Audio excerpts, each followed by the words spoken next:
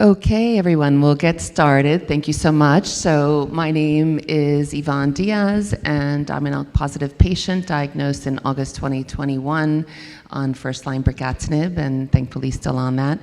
And I live in London in the UK. As you can hear from my accent, I'm originally American, and I'm on the board of ALK Positive here, and I'm really thrilled to be with this important panel, which is backed by popular demand from last year. So I'd like to take a minute and introduce everyone, and then we'll get started. So thank you so much. Brian, why don't you go first? Hi, I'm Brian Wong from Seattle, Washington. I was diagnosed December 2023, stage 4, and I've been on 1 round of chemo, 8 months of alectinib. Last September, switched to lorlatinib due to the Crown trial data. And then in January this year, we found out I had progression.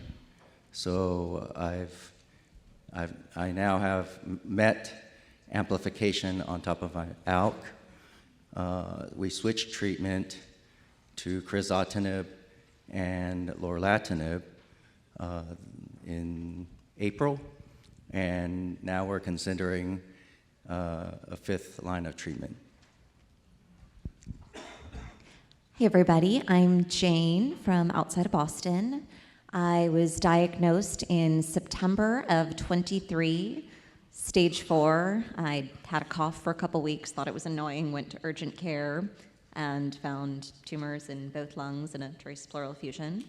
But went on alectinib and have been on it since. Also had LCT radiation to my primary tumor, and now no measurable disease. That's good. Hi, everybody. Matt McAvin, so from St. Louis. This is our 3rd conference, and in August of this year, I'll be 3 years diagnosed, stage 4, and on alectinib.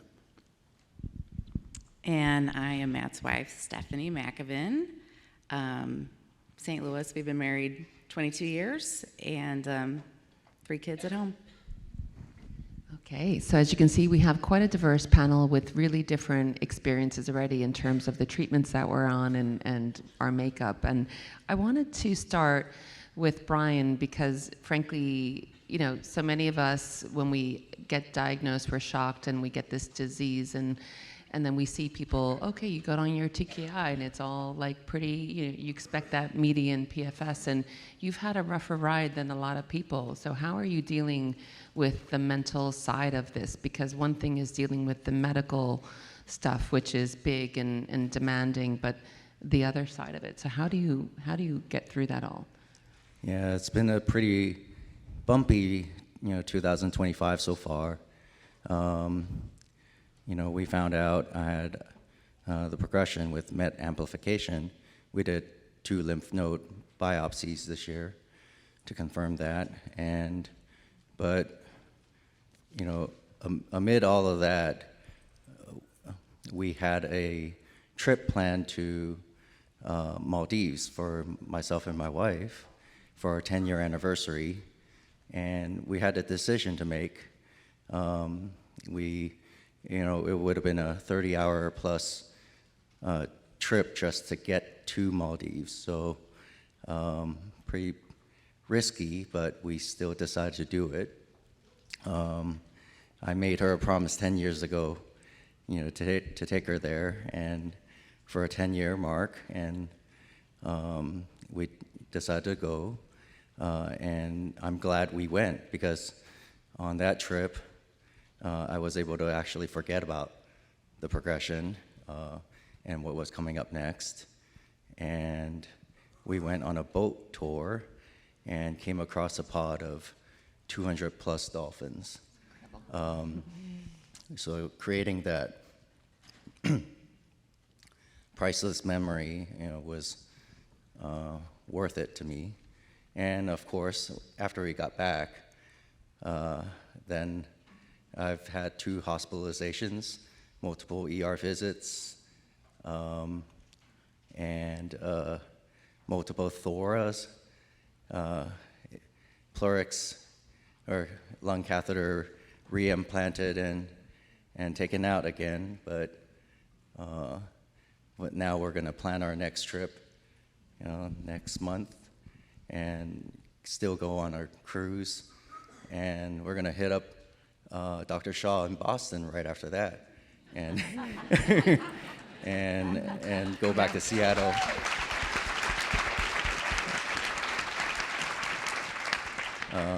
And we're considering a clinical trial, the Mythic trial. So.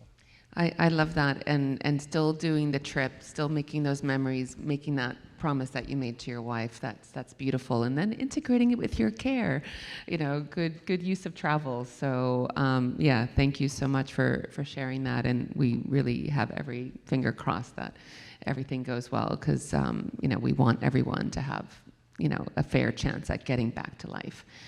I wanted to go to Jane next, and even when things are good, we see so many different stories in our support group, on our panel. Everyone's journey is so individual, and I always think the medical piece is just part one of living with this thing. It's like almost once you're stable is sometimes when the medical side kicks in. So how do you cope with that level of anxiety every day?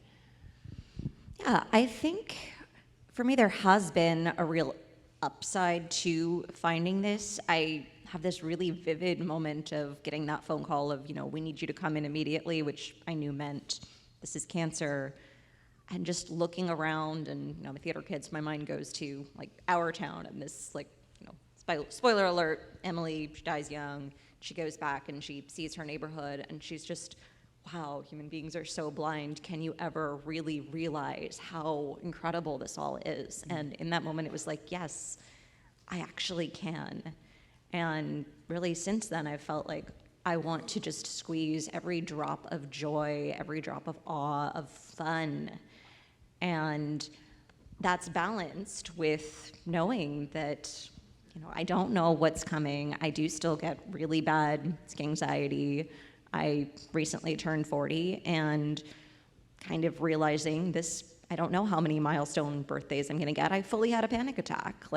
There are ups, there are downs, but trying to channel that, what can I do to make this as great as I can for as long as I can. I was never somebody who'd get up and dance and be the last person to leave the party, and you know what?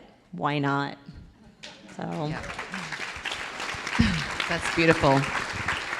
And Jane's not only, I seen her get up and dance last night, I'm sure, like a few of you others, and also singing. So I love that you're, seeing the joy. And I think for so many of us, it's like the colors are brighter, the smells are more pungent, and it's quite amazing to, in a way, be able to appreciate those plus sides.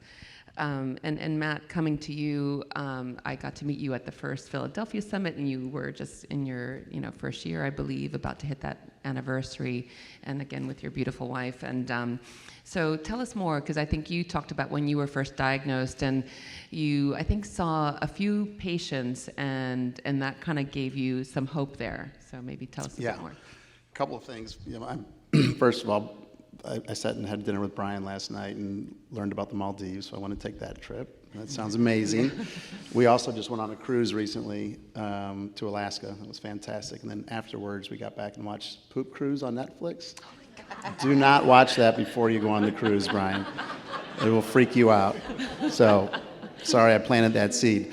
Lastly, I just went out to get coffee and realized I didn't take my medicine this morning. So this is still, 3 years in, I'm still trying to figure this all out. So I ran up, took my medicine, and here I am. But what was your question? Yeah. Finding yourself, regrounding yourself now. Yeah, 100%. So, when I first found out, I Googled, the first day here and saw bad news. So I was like, okay, no more of that. I'm staying off of Google. And Steph is a retired nurse, so let her deal with the science, and I'll deal with the mental side of things. So the next time I Googled, which was probably a few weeks later, I Googled ALK Positive success stories, and I stumbled across Kirk Smith. Where's Kirk? Kurt kicking his heels up in the air, right, and very active. And I was an active person. I'm like, oh, good, I found somebody. Okay, that's a good Google right there. So I found Kirk, and I ordered some of my live hats, and was all inspired and fired up for that. And then I'm forgetting the other gentleman I found, but he was from Buffalo. I think it was and Frank. Was it Frank? Frank as well from Omaha. He was the first person I met but a gentleman from Buffalo. I'm a Bills fan, and he's 10, 11 years in, so I found those two stories, and so I was good. I was like, okay, found two long-timers out there.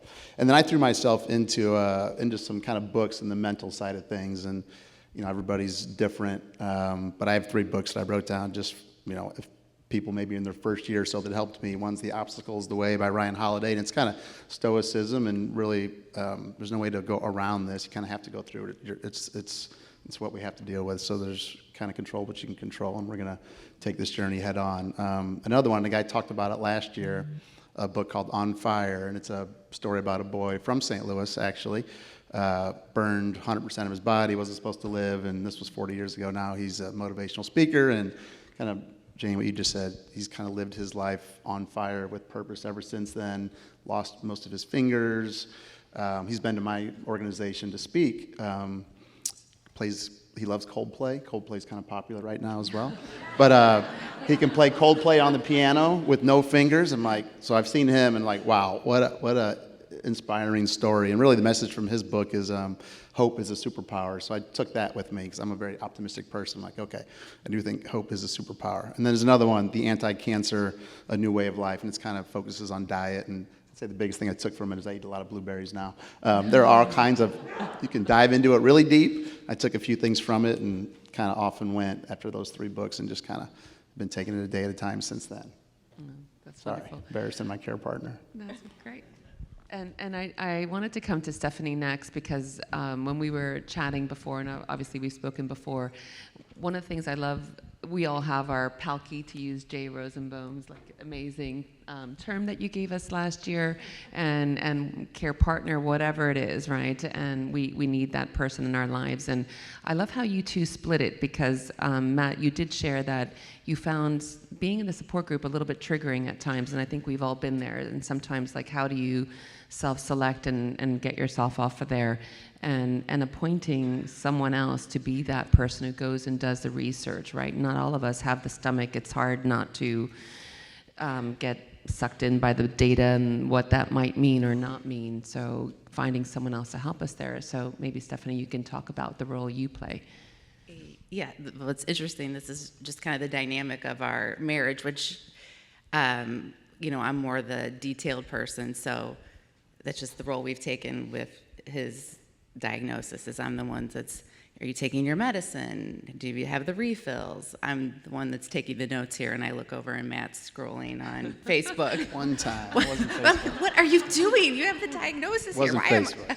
Or whatever it was, but but it works for us for the most part. There's times when there's some frustration that gets involved, and I also have, Yvonne said, I'm a retired nurse, so I do find interest in the medical background of everything here and all the things that are coming down the pipeline, and ask, the questions to ask, and so just how our relationship works. But I want him to be educated as well. So we talk through some things, and he'll ask questions to me when he's not sure, what were they talking about? So it's how our relationship works. That's amazing. And I guess a big part of it is, like I said, it's the managing the anxiety, right? So, Brian, I wonder, you've had a rough ride, and you're seizing things, going on vacation, doing the research, finding out what's next. But so how do you manage all this and the anxiety side? I think early in this journey, my wife and I, talked about that this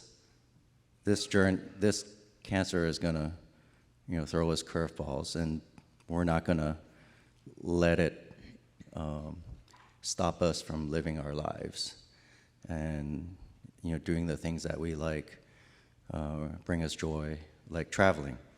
And so it's super important to us. And just like Dr. Kamich yesterday said, make make goals for every 90 days or something, right? So we basically live like that, and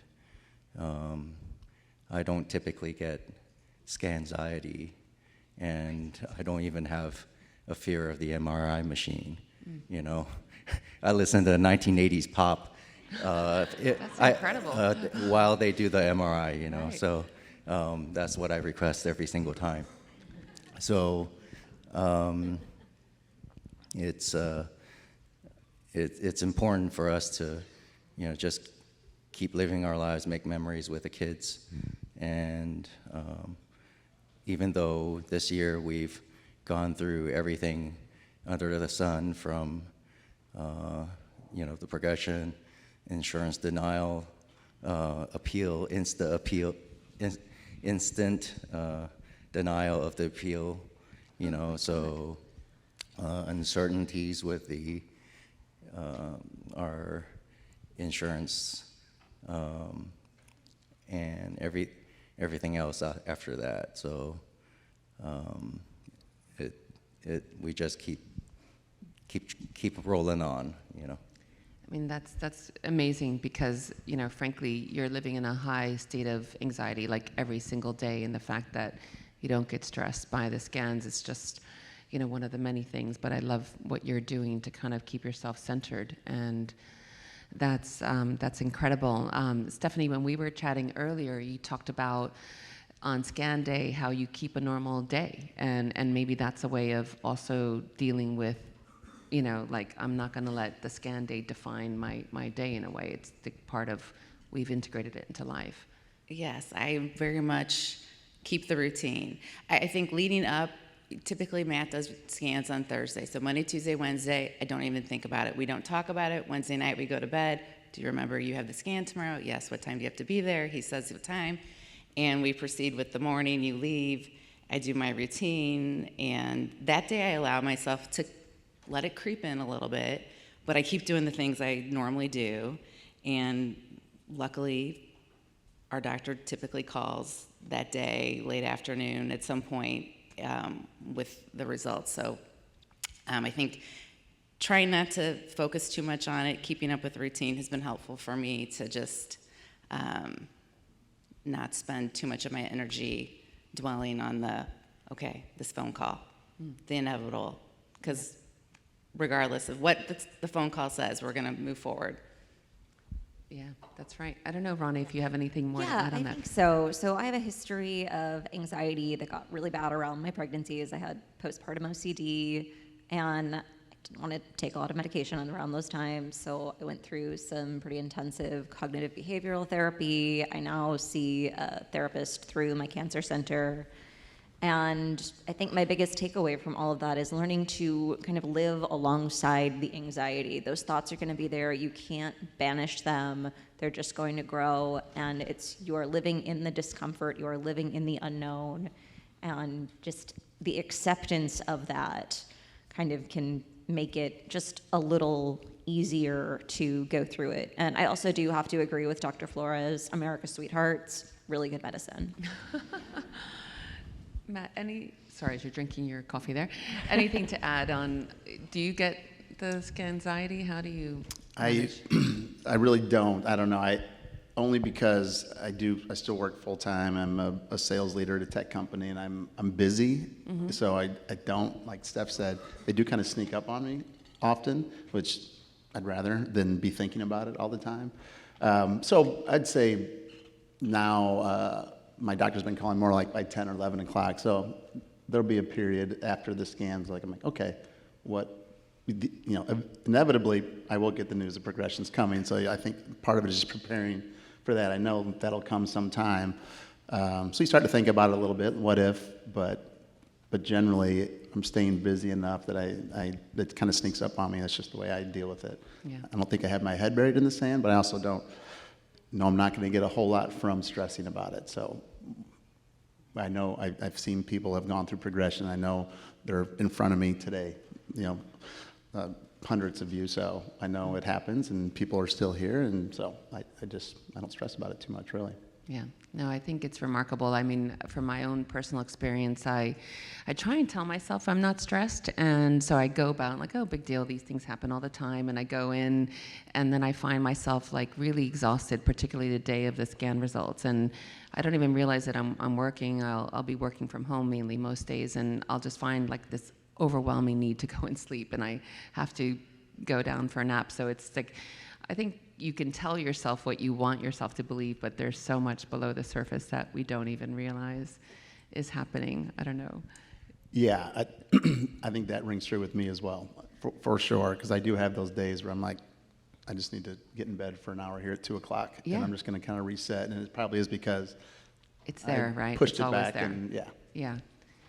I don't know, Stephanie, were you going to jump Well, I was in? just going to say that, you know, I always feel like Matt is very optimistic and he handles it well. And we had an incident recently where his phone was not backing up his photos. And I was like, oh my gosh, you have thousands of photos on there. Our kids, aren't you, get that iCloud figured out. He hadn't paid his iCloud bill or something. And he just looked at, he looked at myself and our 16-year-old was sitting there. He's like, I've got cancer. This is the least of my worries. And I was like, oh, okay. Yeah, like this is in your mind. Because a lot of times he just is lucky enough that he goes through life and you think, oh, he's living, you know, he's pretty positive about all this and optimistic, but okay, this is in his brain.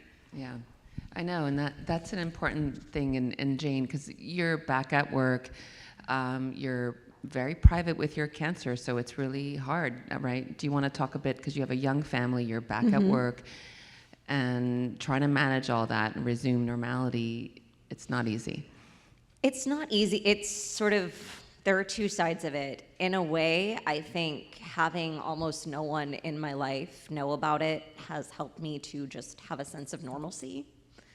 You know, it's a little bit controversial that my children do not know about my diagnosis, but I haven't had to change anything outwardly about my life, and I feel actually proud of having given them 2 worry-free school years where they're not the kid who parents are going through whatever it is, just like they're making their friends for the first time. They are 4 and 7.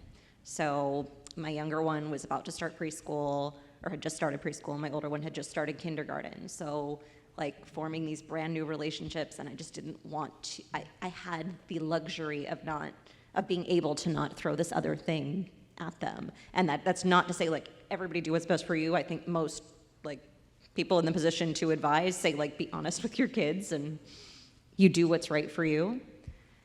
But the flip side is there is this isolation, and that means I'm extra grateful to everyone here. Oh, that's amazing, because you are active in the support communities, and I'm glad you're getting that help somewhere. It must be tough, though, if someone's like, you know, expecting more of you, and you're having that fatigue and wants you to like, come on, Jane, get back up and do this. And you're like, I'm having I sometimes don't even realize. So with the anxiety, before my first scans, I was on a business trip. I take these like 48-hour trips pretty regularly. And I was at a conference and I checked my luggage into like the holding area where you check out, but you're not ready to leave yet. And I was at the airport, I was in the security line before I realized I had somebody else's bag, and it didn't even register because I had a scan coming up and I was just not there. Yeah. So, you know, sometimes you think you're okay. And So your meds ring your carry-on, I hope. Your meds. yeah. I learned I that was trick. okay. I learned Other that trick. people were not very happy. Exactly. I think that was another Dr. Flores tip, put the medicine in your carry-on, so for sure.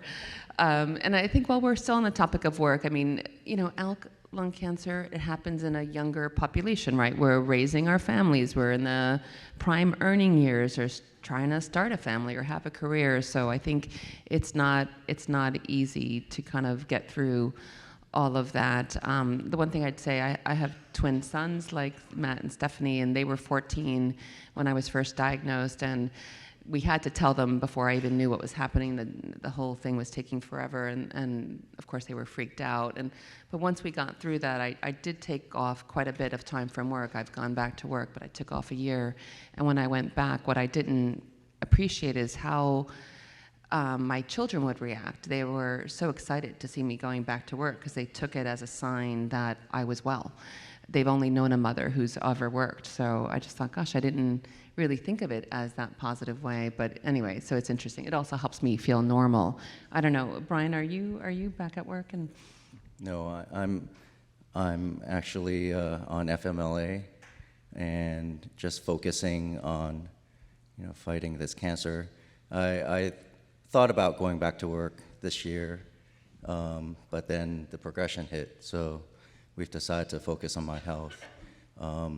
As far as the kids, though, on it, telling the kids, we did it really early on, and there's a story on that. So my kids are 8 and 5, and about a few months after my diagnosis, my 2 kids, they were playing in a room and my son says to me, because we explained to them everything about the cancer and, cells and all that good stuff, and they generally grasped it. So my son came up with the idea, hey, Daddy, why don't we create a spaceship, a tiny one, go into your body and we'll zap your cancer cells for you. Aw. And then my daughter, later on drew up the design, basically a spaceship, with the cancer cells and the good cells and little, talk bubbles, like the cancer cell saying help. My son piloting, she's the one zapping it, and that picture she drew, I still have it. It's, very memorable to me. But I said to them, there is actually a movie sort of like this, if anyone remembers Inner Space from the 1980s, right? But I think the kids have needed to grow up quite and mature quite more than they needed to, and but they understand what we're facing, and they're really important in my support structure. I mean, just staying there for a second, because they are so young, and it's beautiful how they've gotten involved in visualizing, expressing it in this art form, and trying to be part of the solution. And you've had a difficult time, so I think sharing your story was important, because they must see you at different stages when you're not feeling great. And my husband once described it, because when I wasn't well, and he's like, you're like the barometer of the family, and unfortunately if you're down, we're down. And it's a lot of responsibility on you to, like, I don't want to be the one who's got to wake up everyone, but I get it. So, you know what I mean? Like, I just feel like, ignore me. I remember, like, well, also when I was unwell, I was in bed, and he's going around shushing them, but it brought me pleasure hearing them play and even fight. I was just like, oh, life is still happening. It really gave me joy. So anyway, how do you manage the kids and support them? Because that's a lot, and it's pressure on you to have to. Are you feeling the need to fake it in front of people? I think for my wife and I, we've agreed, just to tell the kids the truth, even on every scan, what the result is.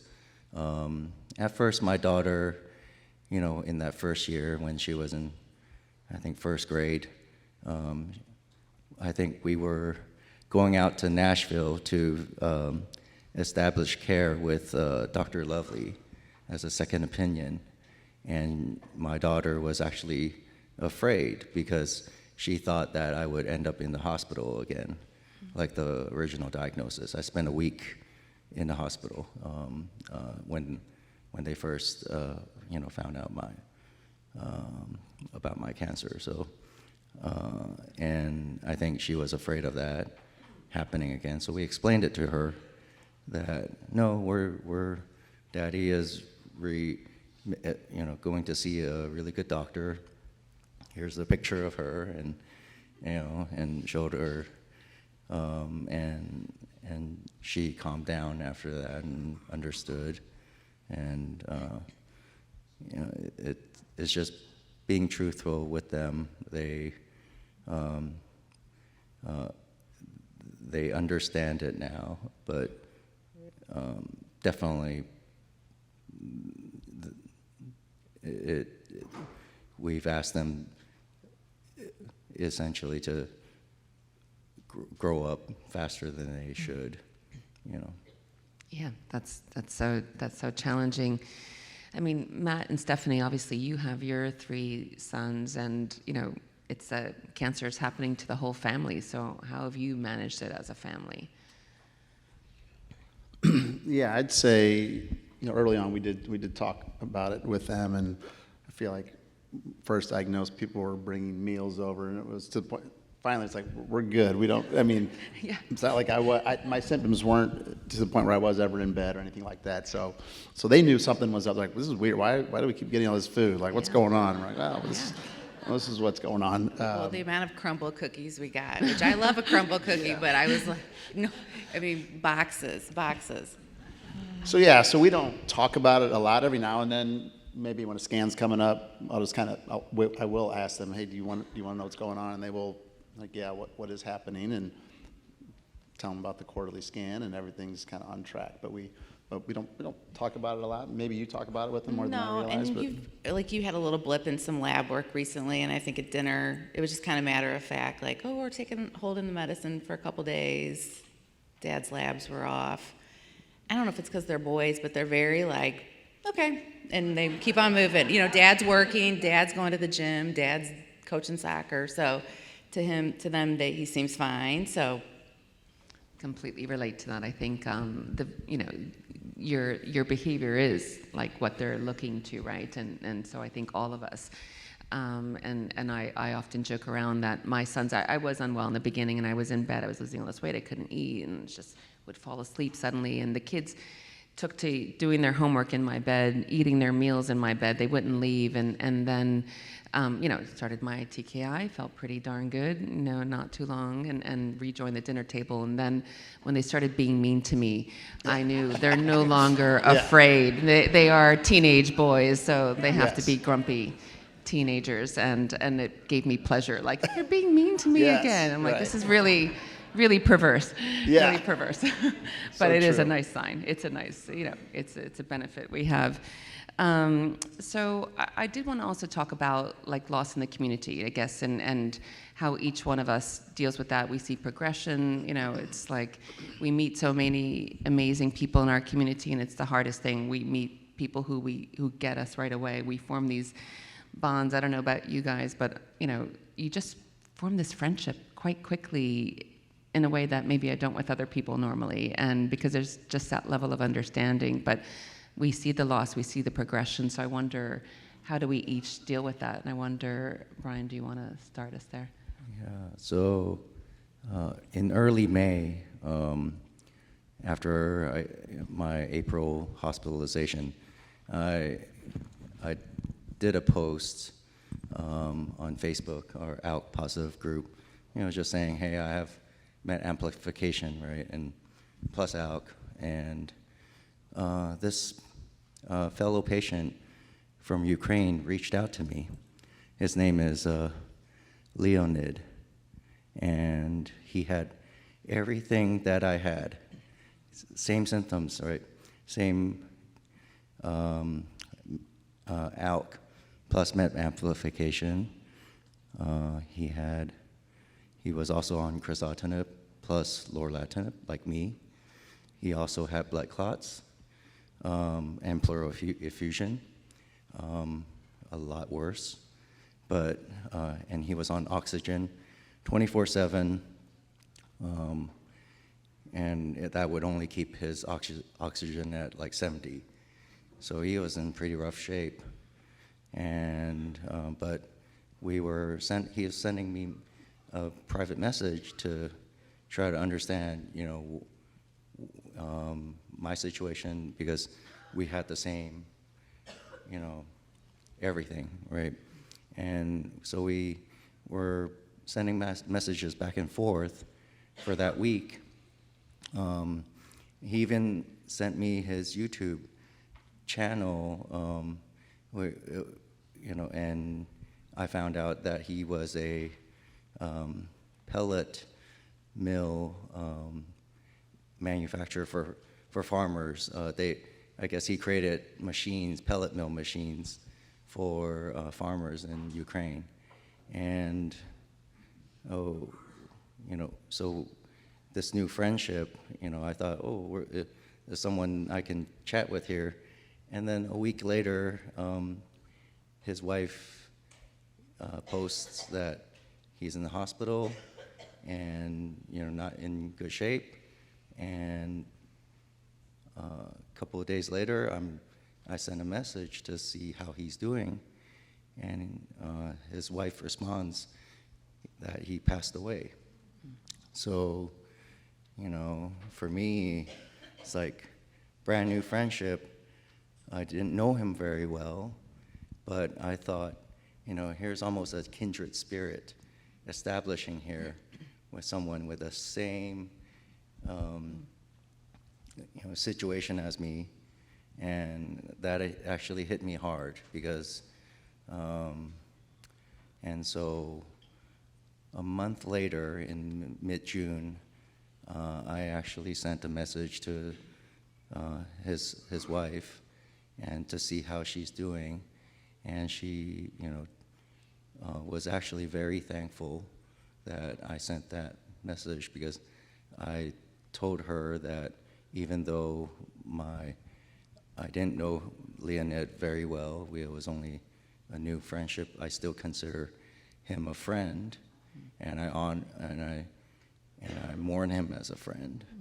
And so she really appreciated that, and actually told me more about him and his life and his work, sent me more of his YouTube videos of like his daughter documenting his work.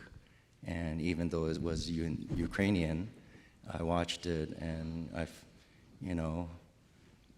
it was,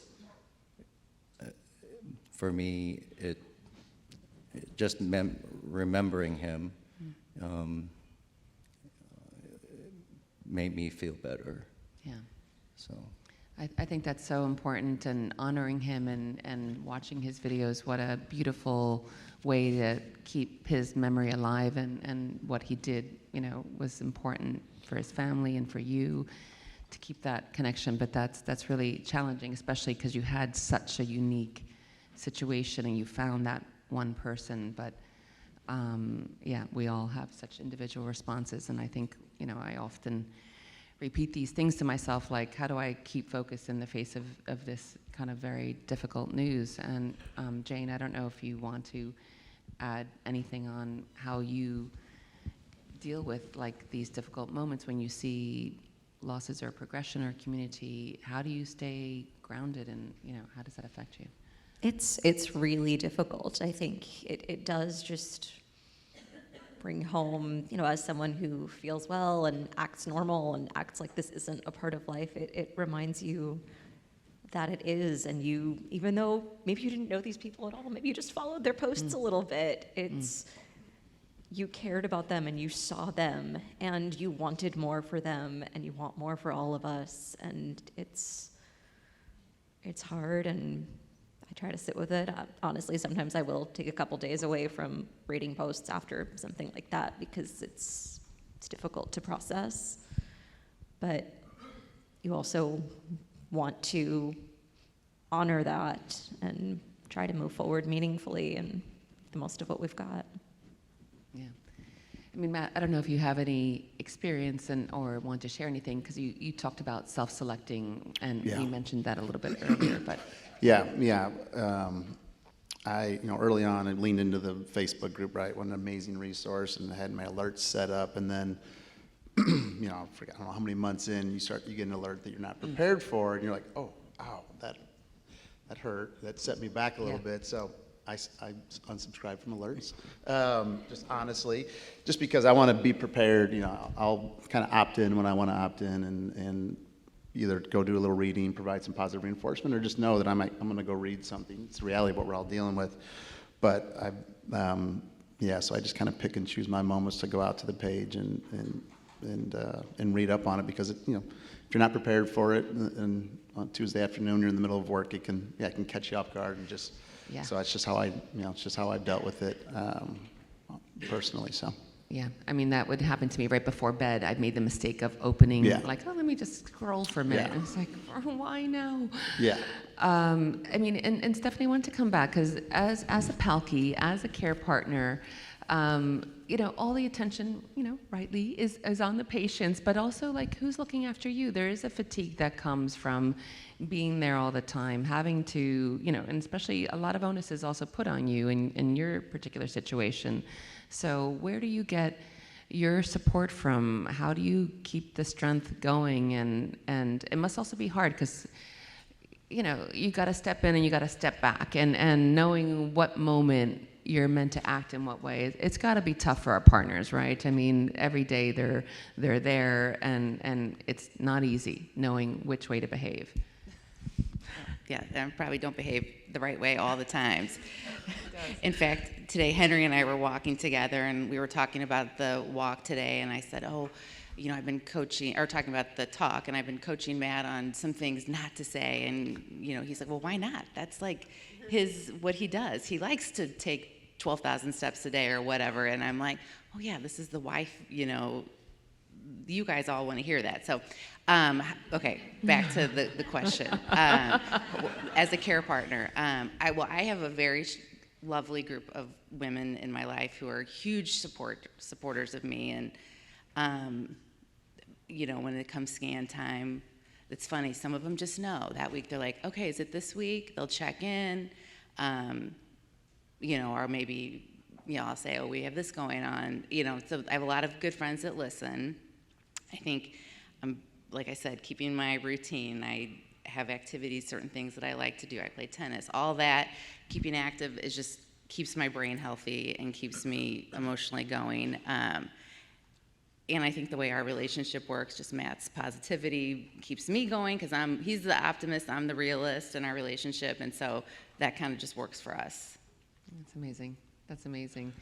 I mean, maybe shifting into wellness and things like that, because I think when we're diagnosed, get this diagnosis and you think, what can I do, right? And I don't know what kind of oncologist everyone has, but in the beginning it's like, just take your pill.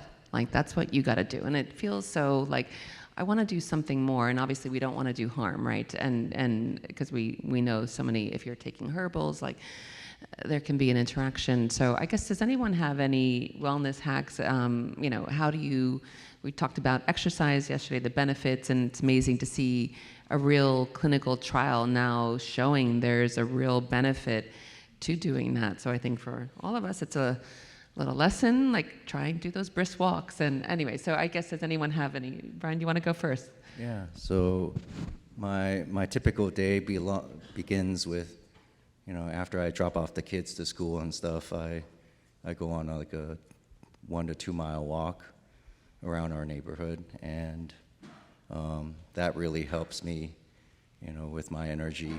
And my wife, in the morning before she goes to work, she makes me a really good smoothie that has veggies and greens and fruit and chia seeds and all sorts of stuff in it. So I think from a eating perspective, my diet has improved, quite a bit since diagnosis, and it with the smoothies, that's probably why I don't get sick as much, but these are the kinds of things that we're just hoping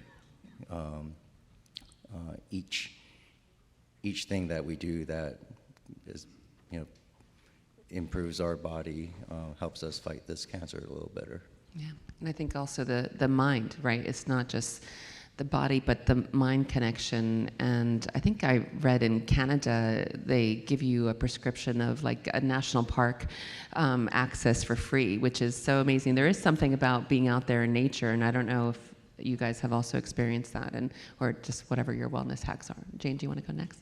Yeah, so I was actually recently at a conference where the singer Renee Fleming was giving a talk on the arts and health, and scientists have actually figured out that if you have this experience of awe, whether that's art or nature or whatever, it does actually like change physiologically what is happening for you. So I do definitely, I live in an area that's very forested. I do go for walks, and when I was first diagnosed, I would look at these huge old growth tall trees and just think about what it would be like to have such a long life. Even your perspective gets so shifted in so many ways, things you would never think about otherwise. But on the wellness side, I do feel like early on I fell prey to some of the traps. I didn't take anything horribly dangerous, but I was pouring matcha into my body in amounts that were probably unhealthy, and now I know may have even been counteracting some of the TKI effectiveness. I, found out that omega-3 supplements do not sit well for me. I've relaxed some of those dietary restrictions and just tried to focus more on holistic, what feels good, what feels, soul nourishing, physically nourishing. I had something, sleep. Sleep is the other thing. I do have some elective fatigue. It's not as bad as some, from what I understand, but it means that like after I put the kids to bed at night at, it's 9 o'clock or whatever, I would have to really push through if I wanted to do what I used to do of, painting a living room or like finishing up some extra work or whatever. Now it's like, okay, I am going to let myself get a normal human amount of sleep because my body needs this. And I'm going to try really hard to not feel guilty about that. Sometimes succeed. Matt, do you want? Yeah, I'd say, and I work in a high-tech industry, like fast-paced, and I'd say this diagnosis has helped me really put all that in perspective too. Like I've lived in this rat race forever. It's like, no, this isn't that important, really. So I don't get as stressed about work things that I have in the past, I would say. But as far as the kind of wellness, I do like movement every day. I know one of Kirk's mantras is movement every day. I try to get 12,000 steps a day. It's just a number in my head that I like to shoot for. And unfortunately, this bled over from COVID. I would say, everybody was out of the office. We were at some point realized I just need to get out and walk, and working from the gym's open back up, offices run open, so it's become normal to take calls from Lifetime Fitness Cafe, where it's just people don't think it's, where are you? I'm in Lifetime Fitness Cafe, or I'm on a treadmill. So that has bled over into my new life, where I do, I kind of manage my meetings. I just have had to be a little more selfish with, I can't go back to back to back.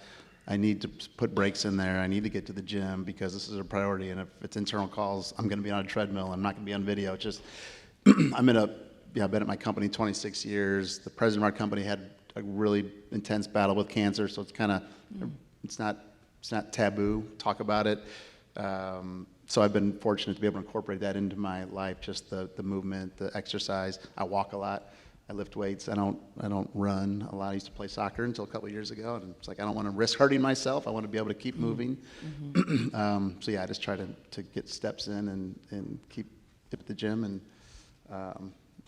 I feel better when I do that. Yeah. I think, and kind of like Brian said, and I try to eat a cleaner diet than I used to, but I still love ice cream. I still love Oreos. I still have them, but balance and yeah, exercise too. 100%. Yeah. So. I love that. The great tips, and yeah, definitely keeping active. There is something about the mind. I had spoken to a patient recently who said, all these things that we always try and do, you kind of could leave them on the side, and now they've become more important in a way. Like, how do you, exercise if I can squeeze it in, but it's hard, especially because we are, raising our family, working, dealing with our cancer, never mind the exhaustion that can come with everything. How do you fit that in? But it's a constant reminder of that self-care that we were talking about yesterday is so so important. So I wanted to come to, bringing joy, because I think, like we talked about earlier, the diagnosis can also awaken us, and we said, so I don't know, what's everyone's experience with bringing joy? I'm seeing lots of trips. It seems like that's a common theme, and yeah, so I don't know if you want to start, Brian. Yeah. Excuse me. Get him. Get into water. Yeah.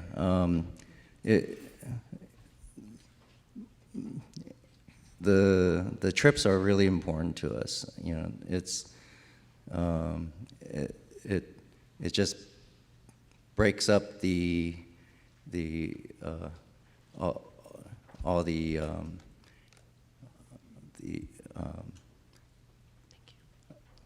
this is probably Lord Latin. Thank you. It breaks up the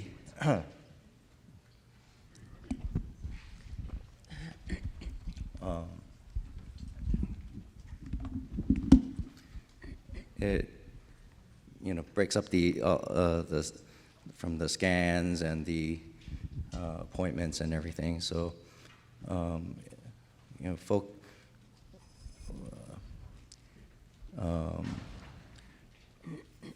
Excuse me. Do you want to? We can skip it. Yeah. Why don't we come back to you in a second? Yeah. Yeah, Jane, I can. yes. Yeah, I feel like I've so reprioritized so many things, and even though, being a working parent with stage 4 cancer is not easy, when my kids come to me and say, can you be the lunch recess volunteer? Can you come in and be the mystery reader? Yeah, I'll make it work. Whatever it means, if I don't take a lunch break the next day, fine. I will figure out a way to make these things happen. And we do extra special things. We celebrate half birthdays. If we go to the trampoline park as a family, I'm gonna get the funny socks and I'm gonna jump around too and just be ridiculous. We, at the end of the year, my husband's a professional fundraiser, so he's in very solid work when my office closes and the kids are out of school. So we do what we've called Mommy Week, and we went to a kids spa and we did a little tea party. And I don't know that I would have made all of these efforts without this awakening of, that we can. So there's that. I love that. Professional fundraiser, your husband is? I Make a know. note of He that. volunteers, don't Make a worry. note of that, Yes, everybody? yes. He's on our We've already fundraising looped him committee, in. so we absolutely leverage. Okay, all right, good. It's just saying. That's good. Practicing joy. I sat at dinner with Brian last night, and the other Brian from Washington. I think I saw him sitting over there. And I walked with someone this morning I met from Boston. Sorry, I'm forgetting your first name, but we're on LinkedIn. I'll remember it. But one of the questions was unexpected responses to the cancer diagnosis, and there is this a light switch, your priorities, and what's the word? Gratitude. You just have gratitude for these things, and I don't have the excuse of Lord Latin. I just forget stuff. I need to start saying that. I'm on Lord Latin. But you just have gratitude for things that before were boring, right? Like my 16-year-old loves watching anime shows, and I'm suffering through them, but now I'm really into them because this is amazing. He's 16, he wants to sit in bed and watch an anime show with me. Oh my gosh, this is so great. So there really is a lot of positive, just new friendships, relationships.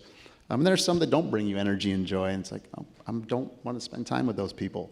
So it's like a flip of a switch, just incredible how it can become so clear in that moment that what's important and what's not. And, so there's a lot of unexpected benefit from, the diagnosis. Yeah, we were talking yesterday with Dr. Flores about saying no, and I think that's brought tremendous pleasure, this no guilt, and Yeah.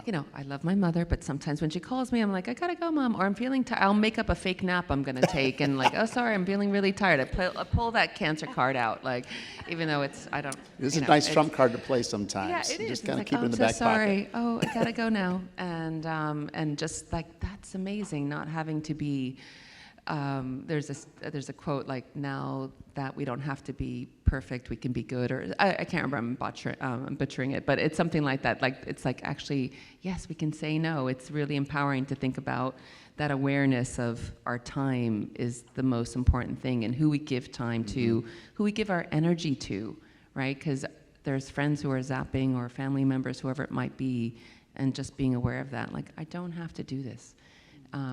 Brian. I think one aspect of this cancer has that's improved. How I look at things is I focus on things that I can control, not things that I can't control. So, for example, I used to get all wound up about the local crime or news or geopolitics and stuff like that, but none of that matters anymore. And I focus on things that I can control, like the happiness of me and my family and the kids, and on joy. We just like Matt said, with the anime with the kids, just seeing my children, their faces light up when we were in Japan at the Pokemon Center, and with all the stuffed animals, and the visit to the 40-foot Gundam statue in Japan. Those are the things that are memorable, and that's the most important for us. Oh, that's so beautiful. There- Did you want to? Oh, sorry. Yeah, go ahead. The two of you. Oh, just backing on the gratitude thing, like it can be for these little moments that would seem like a drag otherwise. My 7-year-old recently had her first sleepover, and she and her friend couldn't fall asleep. They were so sweet. So, it's 10:30, and they're like, "Can you come help us?" And yes, and then 3:30, one of them falls out of the bed, and they come get me again. And I got woken up in the middle of the night, but it's such a privilege to be there and to be able to guide them and to still be a comforting force. And it's also because they're at that age where it's not going to happen that much longer, regardless of what happens with me. Right. Right. So just you really can savor that sweetness differently. Yeah, and something that just came to mind too. I feel like you go through this a little bit. You want to do these grandiose things and these epic trips, and I think I also had to realize it doesn't have to be epic. It doesn't have to By the way, I did get to go see. I'm a Liverpool fan.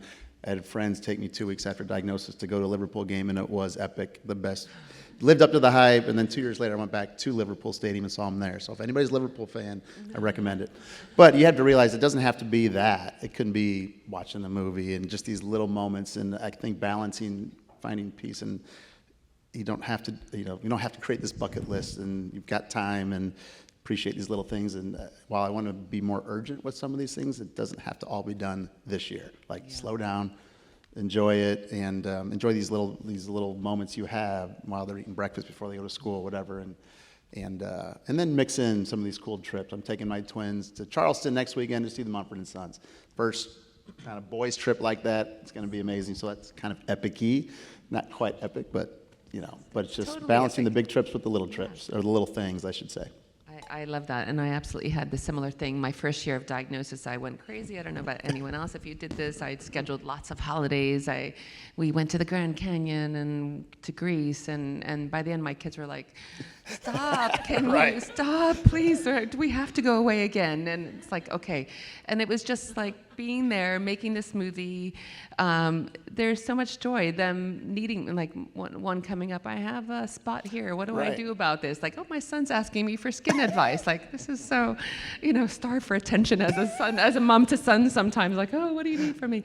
Right. It's so exciting. And so, yeah, that definitely is absolutely about the joy. Now, we do have just 1 minute left, so I wanted everyone maybe to go through maybe a mantra or a piece of advice. I think in the support group, people become our guides in ways that they never even thought. I mentioned this before. Kirk, at the first ever ALK Summit I went to, was in Denver. He talked about these words. I constantly repeat them. He said, "Get the best care team you can, a team that you believe in, but that also believes in you." And I just think those are brilliant words. Colin Barton's words, you know, you're not a statistic. I repeat them to myself on loop sometimes, depending what I'm reading. So anyway, what are the words that kind of stay with you that you would say to someone else, like when you're having a bad day, or someone, there's so many people newly diagnosed here as well. What's the thing that you say to yourself or to others? Yeah, I think for, you know, for most important for me is this cancer journey can and will throw you curveballs, but we just be prepared for it, but don't be afraid of it.